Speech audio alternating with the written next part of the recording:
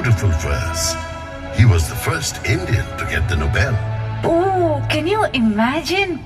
6 Nobel laureates from one city and in 5 different fields at that. In 1902, Ronald Ross won the Nobel Prize for Medicine.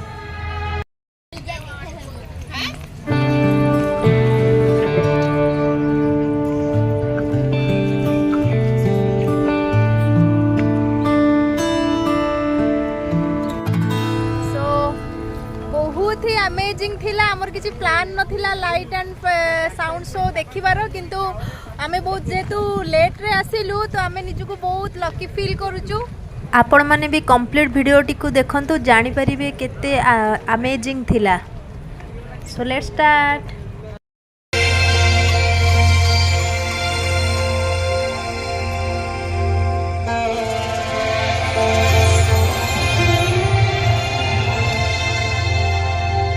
Dal and rice in some dim past, but it's dim sums now.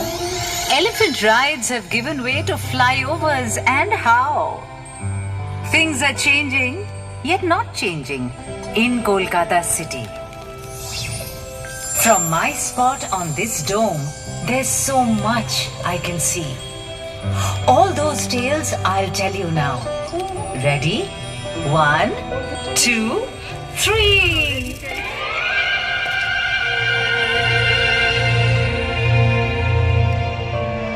Once it was photogenic, now they're making memes. My age is 3 or 400 with 1,000 themes. But though the girl's a decent sort, who knows what she'll say or not. So I thought I'd come myself, we'll make a perfect team.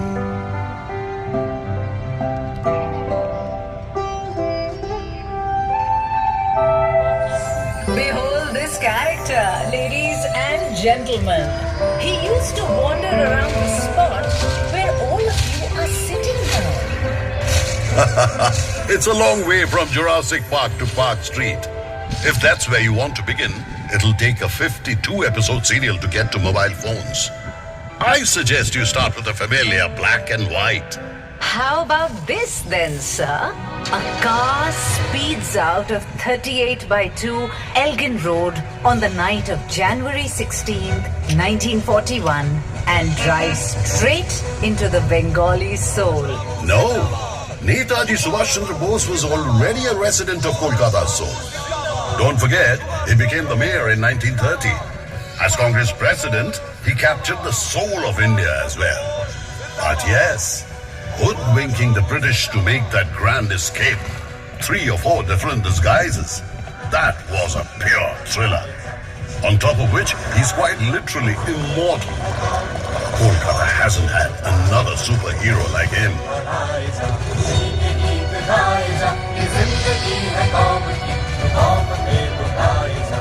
Indeed. Perhaps you would care to tell me then who Kolkata's greatest villain is? In that case, I'm going to name someone who has no name. No name. Meaning? Over 6 months in 1989, an unknown person murdered 13 homeless people sleeping on the streets at night. The media named him or her the Stone Man. Ugh.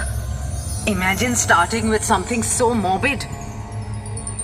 If you ask me, I think the greatest villain is Amitabh Bachchan. Amitabh Bachchan? Why? Isn't it obvious, sir? He worked in Kolkata, he acted on stage in Kolkata, but when it comes to films, he chose to go away to Mumbai. Why? Couldn't he have joined Bangla films instead? He'd have made such a romantic hero. By that logic, even Cliff Richard spent his childhood in Kolkata or in Howrah. He was such a wonderful singer, wasn't he? Had he stayed back, he could have been the one to start Jivanmukhi Gaan instead of Shuman Chatterjee. Oh, but wait! Wasn't Pele in Kolkata too? And Lionel Messi? He too, right? Look, I'm warning you. Don't you make fun of football. The daring young men of Mohan Bagan Club defeated the British team East Yorkshire Regiment 2-1 in the IFA Shield final. Just imagine! The country is ruled by the British, and here's a team composed entirely of Indians beating a British team. 1911 shines brightly in Kolkata's history. Really? But the Indian capital was taken away to Delhi that same year, wasn't it? I was the capital for 139 years before that. The so-called single most important city of British India. Oh, but that's nothing to be ashamed of. It's a matter of pride, in fact. The British just couldn't take the heat of the freedom movement in Kolkata anymore.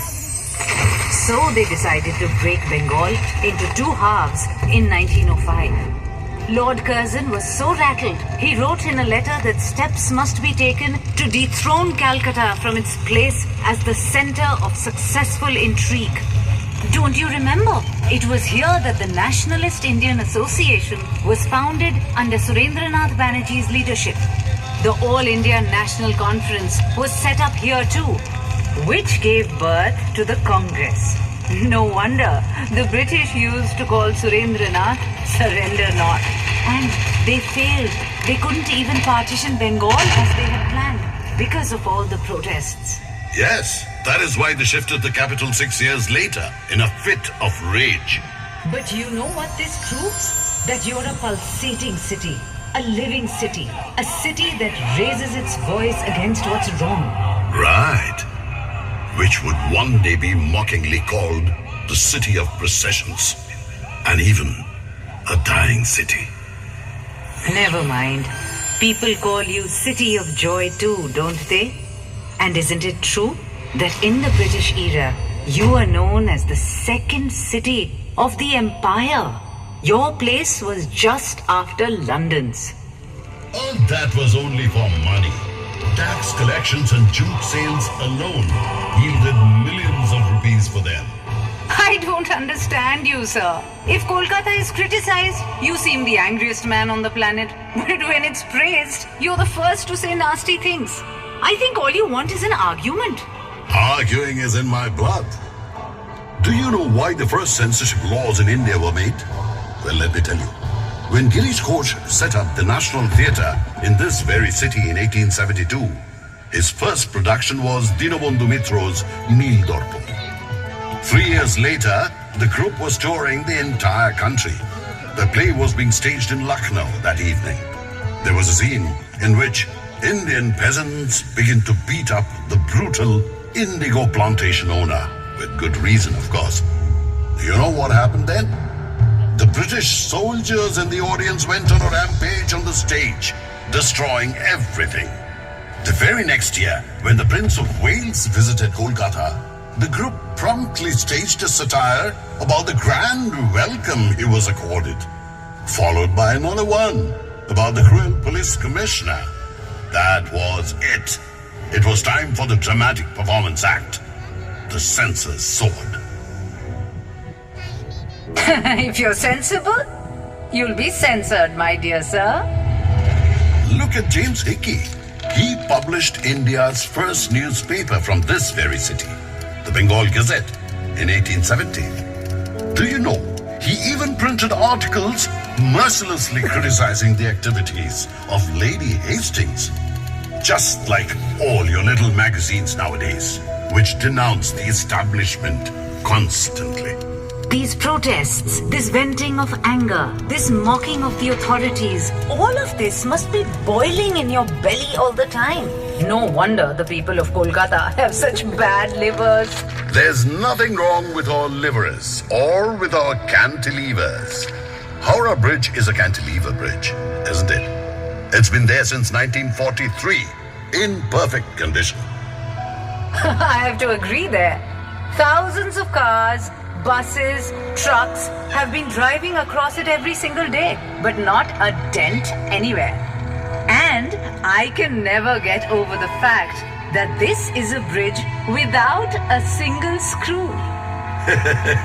That explains why those who have a screw loose often climb to the top of the Howrah Bridge. But my God, can you imagine the view? Oh, please. Are you seriously asking me? Haven't I been balancing here on top of Victoria Memorial for almost 100 years now? Have you any idea the things I can see?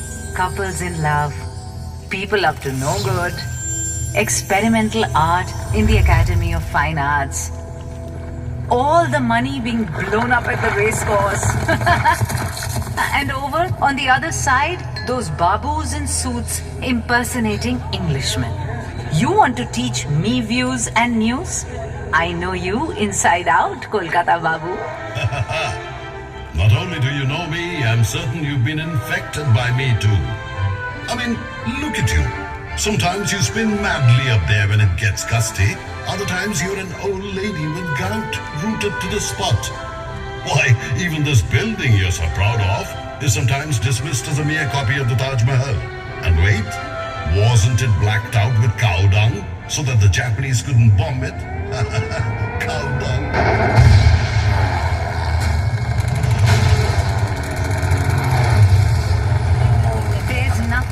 Laugh at. It's not like your face hasn't been blackened with shame either.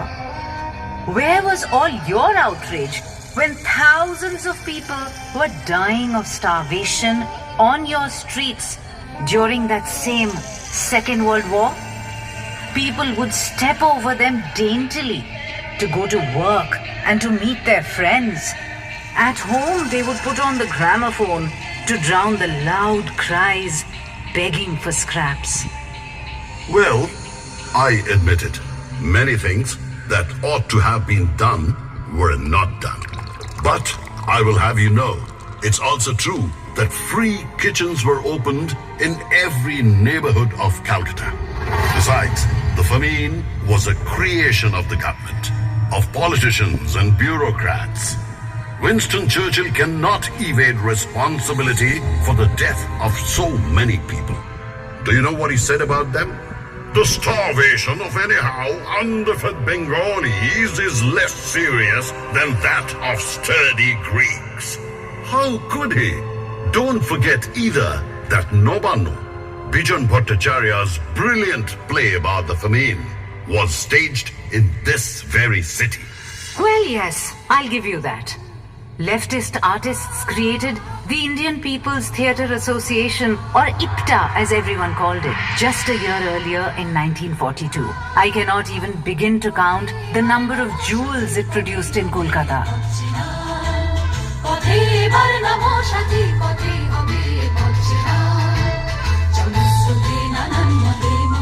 Nobano was just one of them. So many other memorable songs, plays, films, Utpal Dotto and Jyotirindranath Moitro, Devobroto Bishwas and Sholil Chaudhary, all of them were dazzling diamonds from the IPTA mines, while Mrinal Sen was its spiritual disciple. So inspiring, using art as a weapon to transform society, to galvanize thousands of people with excellence and passion. It was like the chariot leading a magical revolution, traveling tirelessly. The famine of 76, known as Chiattore Mononto, which took place about 170 years before the one of 1943, was man-made too. That one was also created by the British, who were cruelly squeezing people for taxes and sowing opium and indigo in rice fields. Then too, millions of helpless people perished right here in my arms. What could I have done? I only watched in silence. If only there had been an IPTA then. You are a strange one, sir. Sometimes you were wide awake, and then at other times you seemed fast asleep. Which of these two states were you in when the 19th century Babus were squandering their riches on the weddings of their pet cats, when they were bathing in rose water? Were you half asleep? Were you dozing?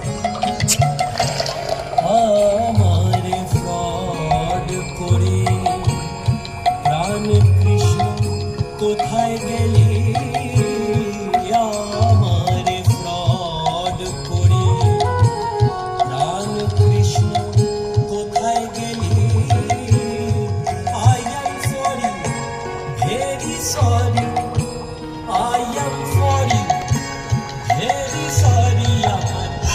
do you know of it? I had so much fun.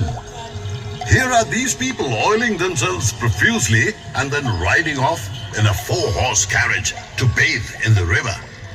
What reckless glamour. And look, if the Babus didn't go overboard, where would the connoisseurs of the Baiji's dance have been, huh? Or for that matter, the schools and colleges they started?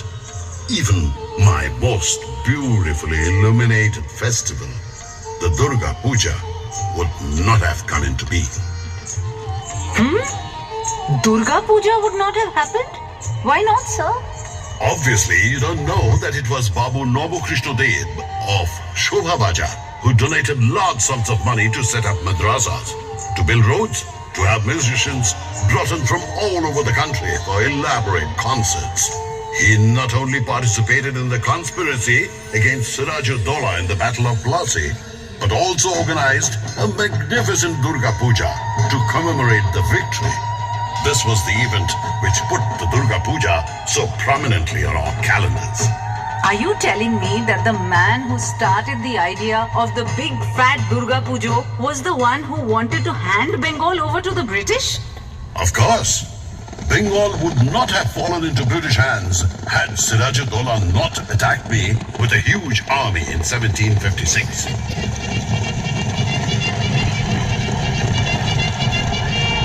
If he had not pounded the East India Company's forces into submission, the British wouldn't have dared declare war on a Nawab.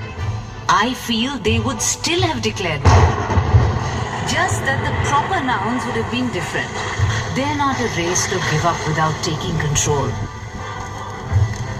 The wheels began to turn as soon as the company's agent, Job Chanak, moored his boat here on August 24th, 1690 amidst torrential rain. And your history began to take shape. What you said is wrong on not one but two counts.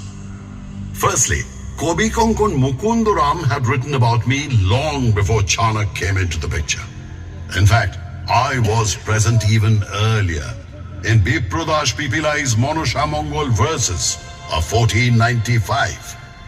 Shabur Nurai Chaudhury's family were the zamindars of Calcutta well before the advent of the British.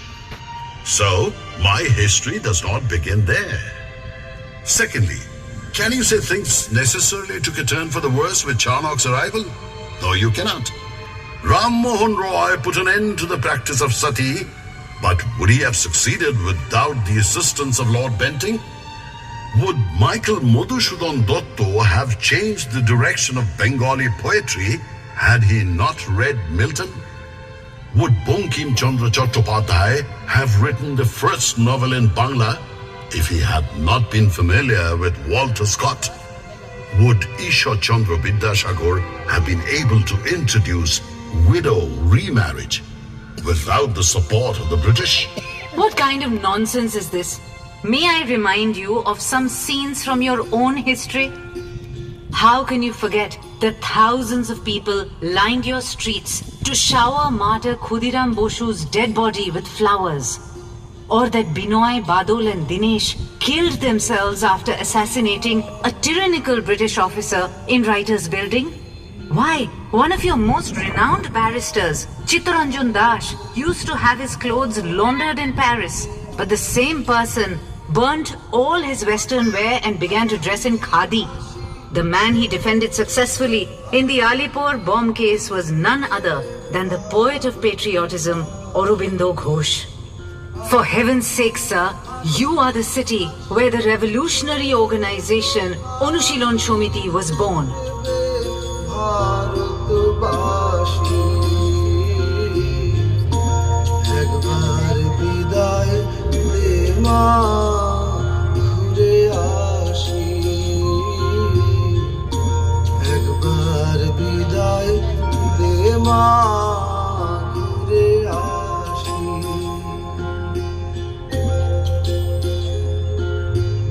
But of course, after all, the monument was erected in 1828 in memory of Commander David Ochterlony to commemorate the East India Company's victory in 2 battles, wasn't it?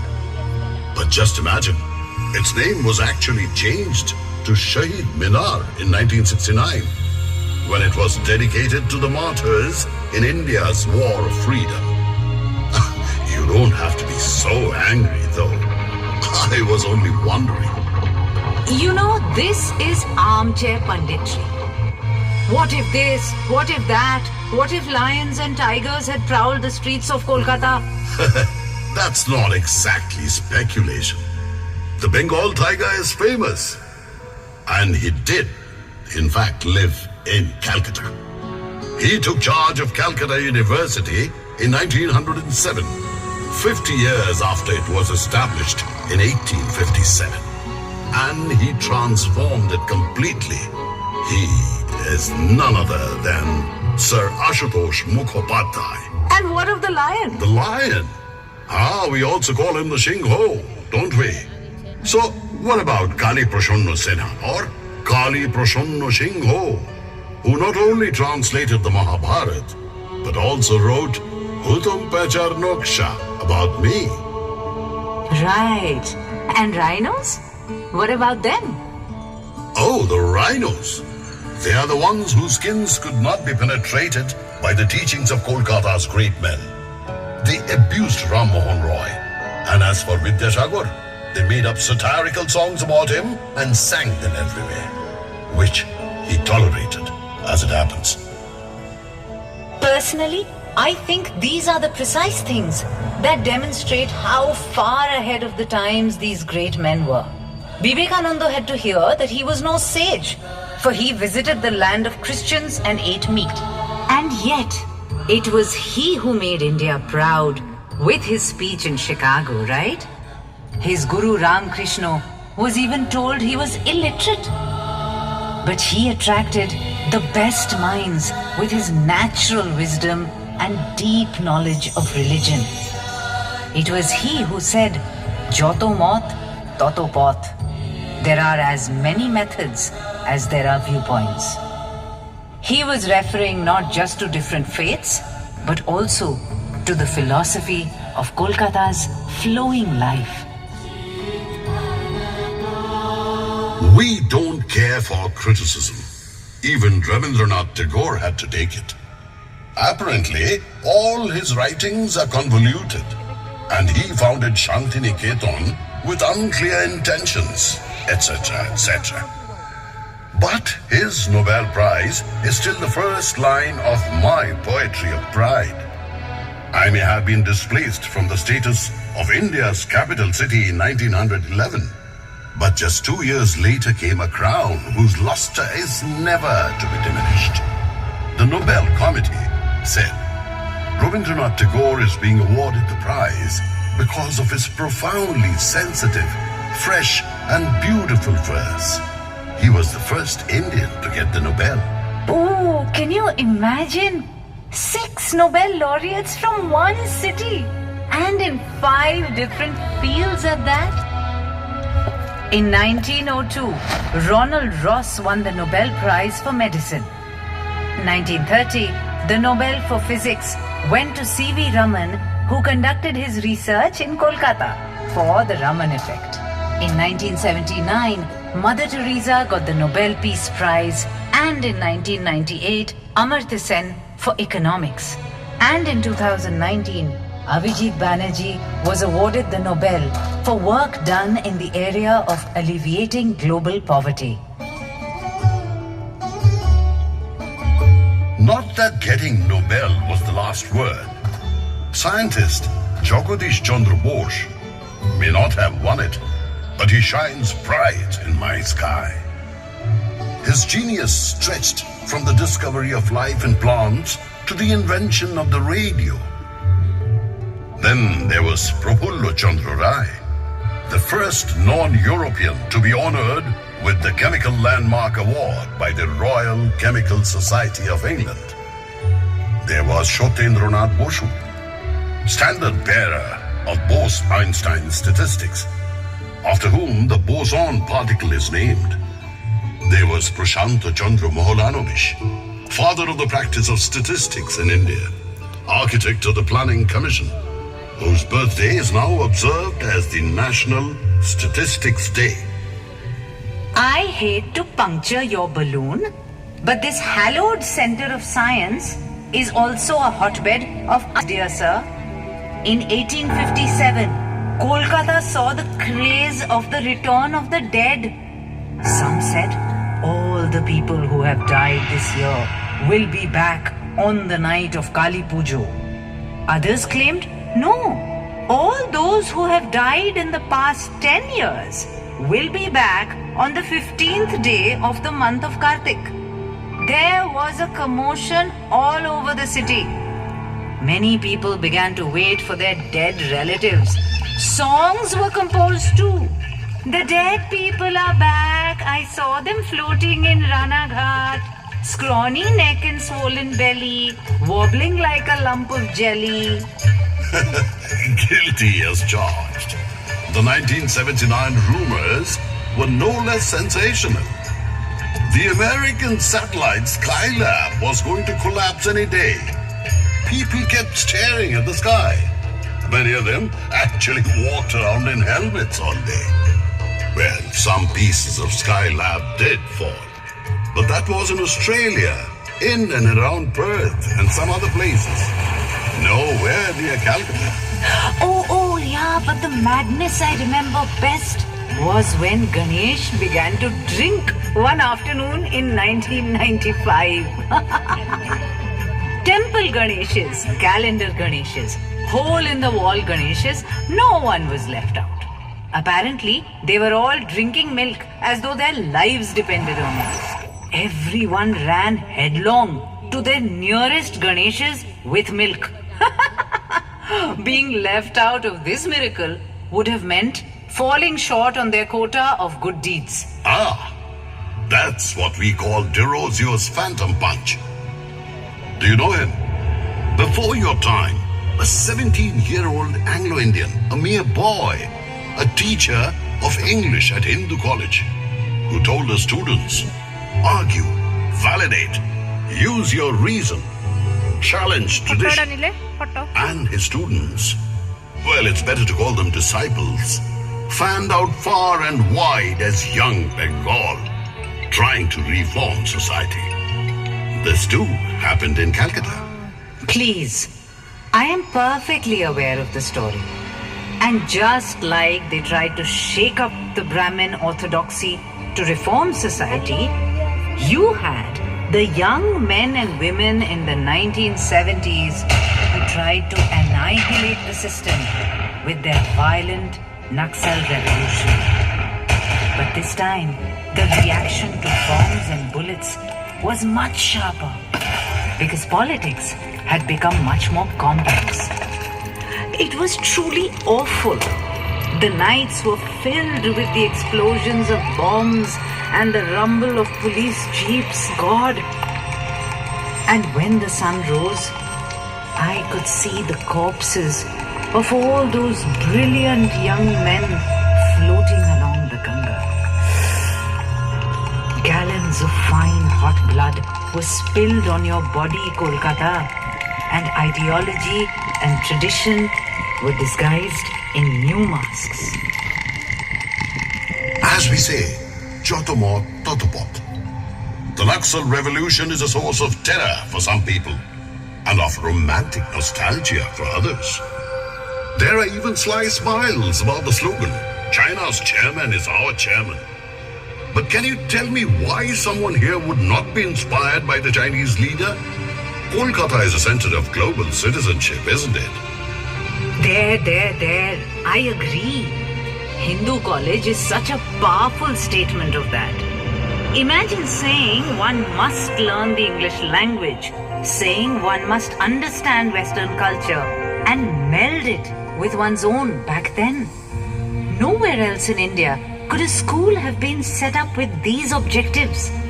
I can proudly say that in 1817, the British and the Bengalis joined hands to start an institution without which there would have been no Bengal Renaissance. True. Bengal Renaissance. It was beyond belief. I get exhausted just thinking about all that Tagore's alone did. They stuffed 10 geniuses into each member of the family. You have Dijendranath Tagore translating Meghdutam from Sanskrit to Bangla, writing books on philosophy in Bangla, improvising a Bangla version of shorthand, and even writing a book on making boxes. You have Shotendranath, who not only becomes the first Indian ICS officer, but also takes his wife abroad in that day and age. Here's Jyotirindranath, music composer, painter, playwright, director, actor. Then there's Debendranath, dictating an entire book on the Brahmo faith in just 3 hours.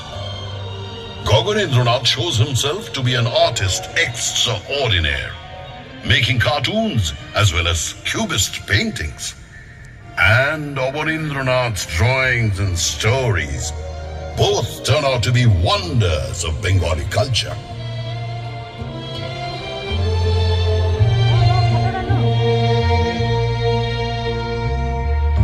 My heart is with the Rays.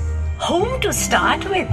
Upendra Kishore Roy Chaudhary played the violin, built the framework for children's literature in Bangla, published a magazine for children, and revolutionized half-tone printing with amazing inventions. His son, Shukumar Rai, stunned everyone with his comic verse and prose while talking of everything from Plato to Turgenev at nonsense club meetings. You know what I think? I suspect they used to stir the finest things from the East and the West into a glass and drink it every morning. Well, we've always had this power to synthesize. In 1835, the medical college was established to educate locals in the techniques of Western medicine. Then later, dancer Uday Shankar joined hands with the Russian ballerina Anna Pavlova to create his famous ballet, Radha Krishna. In 1955, Shukumar Rai's son Satyajit Ray single-handedly ushered in the new wave to Indian cinema with his spotted Pachali. He was very clear that he could never have created his own drama of filmmaking without having watched Hollywood movies. And yet, foreigners discovered a pure Indianness in his cinema. This ability to acquire, assimilate and absorb runs in my veins, you know. Oh yes, Ray electrified both the East and the West equally. No wonder he got an Oscar for Lifetime Achievement in 1992. He had to accept it in his hospital bed.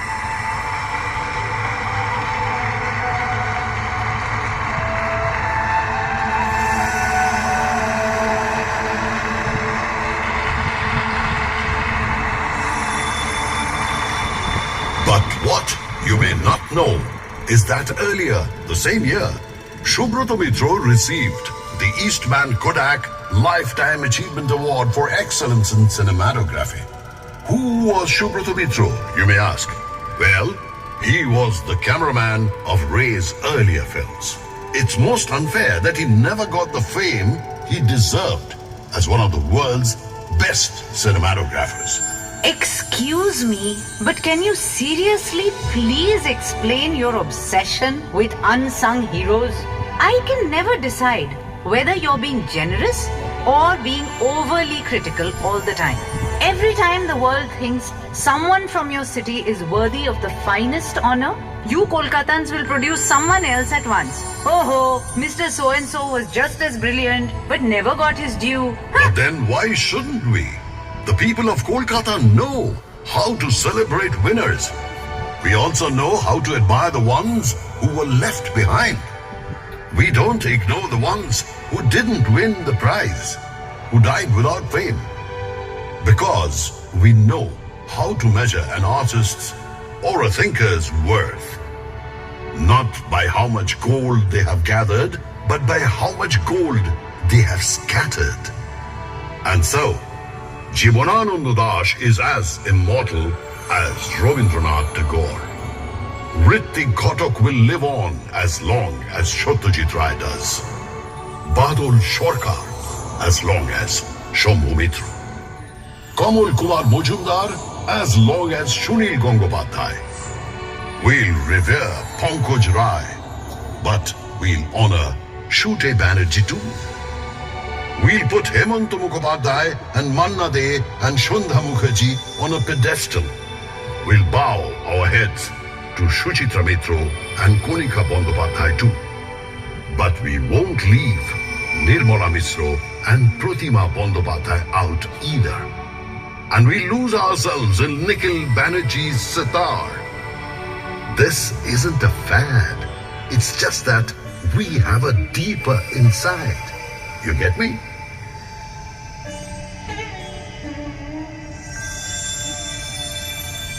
But kindly tell me why this is applicable only to well-known people? Why was there such reluctance to reach out to the refugees who arrived after the partition in 1947? They weren't winners either. Why all the contempt for them? Why so much hate? That was only in the early days, you know. Well, I'm not denying that the feud between the migrants and the residents, the Bangal and the Goti, has really been bitter. Especially on the football field and at the dinner table. But there's no doubt that the two have come together completely now. There's no doubt either that left politics became an integral part of my DNA at one point. Why? Because it had accorded the refugees the respect they deserved, supporting them during their struggle for food and shelter. The refugees came again, you know, during the Bangladesh Liberation War in 1971. They still keep coming. Calcutta never turns anyone away. Yes, sooner or later Kolkata takes them out for a meal of kebabs or biryani. Those two things would never have come to Kolkata unless the city had offered sanctuary to another of those who didn't win. Meaning? And whom might you be talking of? Wajid Ali Shah, of course, the Nawab of Awadh.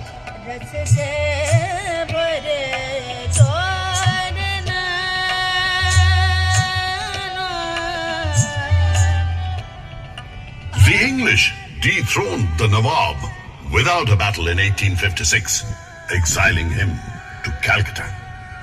He set up his camp in Metia Bruce, in culture, in clothing, and of course, in food. Metia Bruce became Chota Lucknow. In the process, the local music and dance were influenced, naturally.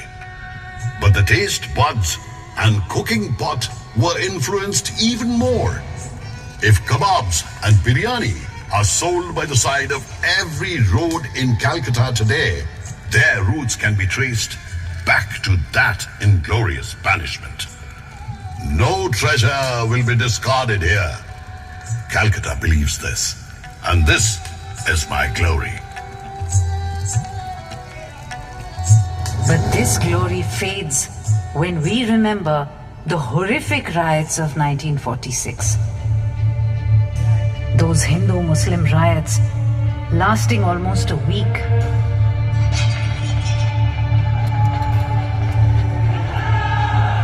Of course, we hang our heads in shame. But then we also remember that many Hindu families gave shelter to Muslims, and that many Muslims saved the lives of their Hindu friends. Calcutta has always marched ahead with that very spirit. Never mind all that. Isn't the same quality evident when Ravi Shankar and Allah Rakha create unbelievable music together in a foreign land? Or when Birendra Krishna Bhadro's Mohishashur Mordini is chanted to the background of instruments played magically by Muslim musicians?